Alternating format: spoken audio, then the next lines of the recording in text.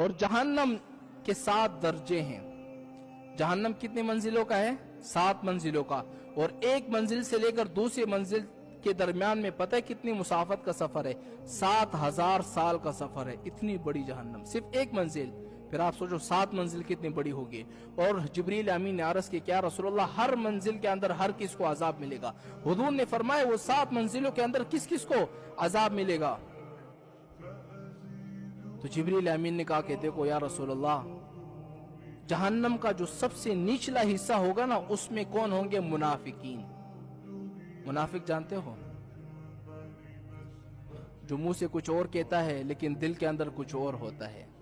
جو بندہ منافقت کرتا ہے نا، چاہے آپ کے دوست احباب ہو جو بھی ہو، ان سے کہہ دو منافقت نہ کرو. منافقت سے اچھا ہے آپ دشمنی کر لو، لیکن کبھی زندگی میں منافقت نہ کرنا. میرے منافق بندے کے ساتھ نہیں لگتی، میرے مزاج ایسا ہے. میں یا تو دشمنی کرتا ہوں یا دوست بناتا ہوں.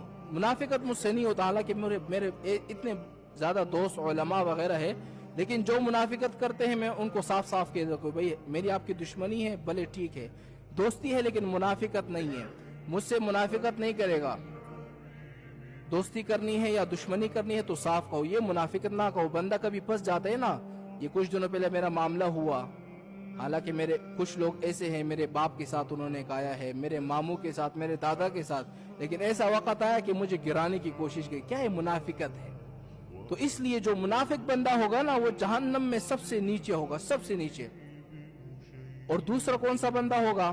پھر دوسری منزل کے اندر مشرکین ہوں گے، جو اللہ تعالیٰ کی سوا کسی اور کو مانتے ہیں نا، قبروں میں جاتے ہیں، اللہ تعالیٰ کے علاوہ کسی اور سے مدد مانگتے ہیں، عبادت کرتے ہیں. تو دوسرے منزل کے اندر مشرکین ہوں گے. تیسرے منزل کے اندر کون ہوگا؟ صابی. صابی کسی کو کہا جاتا ہے، یہ ایک فرقہ تھا. تیسرے منزل کے اندر وہ فرقہ ہوگا. چوتھی منزل کے اندر مجوسی ہوں گے. مجوسی کون سے؟ آتش پرست، یعنی جو آگ کی پوجا کرتے ہیں، وہ چوتھی منزل کے اندر ہوں گے. پانچویں منزل کے اندر یہودی ہوں گے. چھٹی منزل کے اندر عیسائی ہوں گے. جب یہاں تک جبریل امین پہنچ گئے نا، پھر خاموش ہو گئے. حضور نے فرمایا کہ جبریل تم خاموش کیوں ہو گئے؟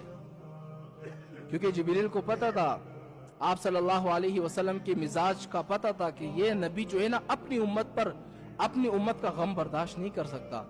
یہ نبی جو ہے نا اپنی امت کے اوپر جو تکلیف آتی ہے وہ برداشت نہیں کر سکتا. جبریل امین خاموش ہو گئے.